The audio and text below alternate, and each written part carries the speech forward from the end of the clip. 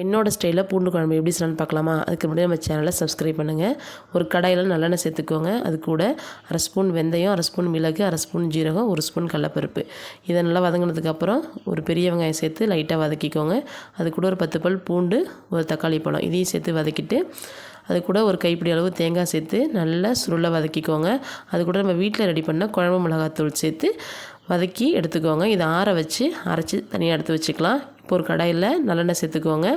அதுக்கு கடுகு, ஜீரகம், வெந்தயம் இது பொரிஞ்சதுக்கப்புறம் அது கூட நமக்கு தேவையான அளவு பூண்டு பல் மட்டும் தான் சேர்த்துருக்கேன் நான். சேர்த்துட்டு நல்லா வதக்கிக்கோங்க. வதக்கிட்டு நம்ம அரைச்சி வச்சுருக்கோம்ல அந்த பேஸ்ட்டை சேர்த்துட்டு எண்ணெய் பிரிய வதக்கிக்கோங்க. இப்போ இது கூட நம்ம ஒரு சின்ன லெமன் சைஸ் புளி எடுத்து அதை நான் கரைச்சி வச்சுருக்கேன்.